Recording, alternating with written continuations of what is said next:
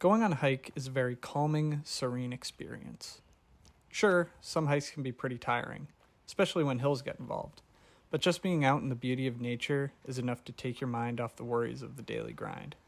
I've always found it to be somewhat meditative, a great way to reflect on your day, unless you're hiking with a friend, in which case it can be a perfect time for conversation. Whether it be done alone with your thoughts or with a friend by your side, it works as a perfect escape for what might be troubling you, if for only a little bit. Either way, the vibe when going on a hike is a very particular one, and so I was very impressed that a short hike nailed that feeling and experience.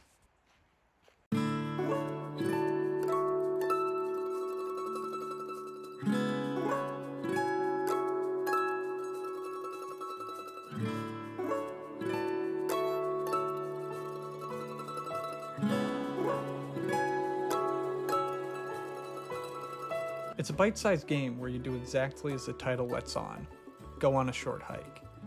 And for such a short game, there is a lot to unpack. It sees you taking on the role of Claire, an anthropomorphic bird who is visiting her aunt at a park.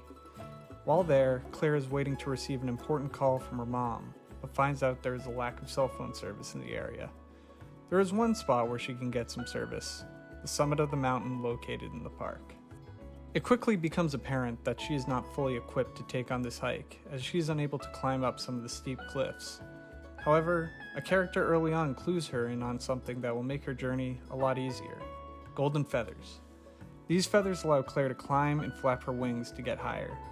Some are scattered throughout the park, while others can be given to you by characters on your journey by helping them or completing a goal they set out before you.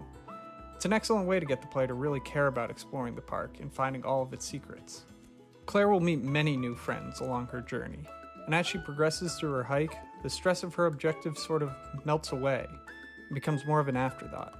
She certainly still wants to make it to the peak, but suddenly the destination becomes a little less important than the actual journey. While our protagonist was so intent on getting a cell phone signal at the start, initially not wanting to have to make the hike, she quickly finds beauty in the adventure, and by the end, she is full of new stories to tell. The game can be completed in less than an hour, which may be a turnoff to some people, as it seems like bad value, a bad ratio of money to content. Many people place a lot of a game's value on its length, which isn't necessarily a wrong thing to do, but it also doesn't paint a full picture of what actually makes a game valuable and worthwhile. Don't get me wrong, length can be a key component in evaluating a game, but I don't think it is as critical a metric as others.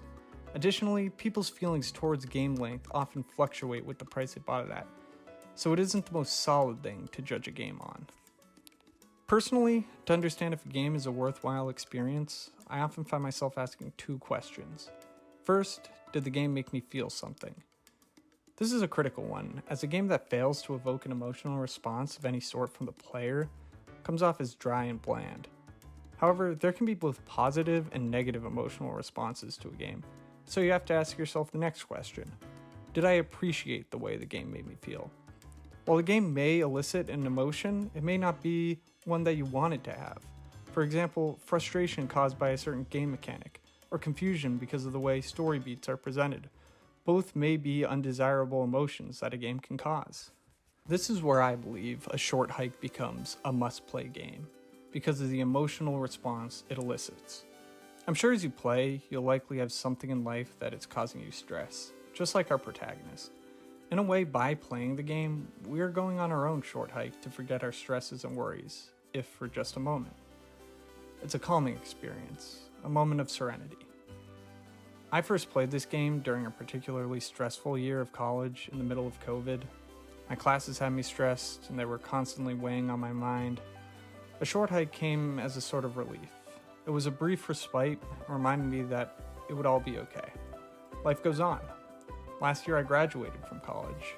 I still think back on all of the ups and downs of my time at school, between the stress of classes to the joys of hanging out with friends, and I still think back to playing a short hike for the first time. A short hike reminded me of two critical lessons about school. First, it taught me not to stress too much. Even if you stumble, life will go on. While it is important to acknowledge stresses in your life, dwelling on them only serves to bring you down, make you more miserable. The other thing it taught me was to savor the journey.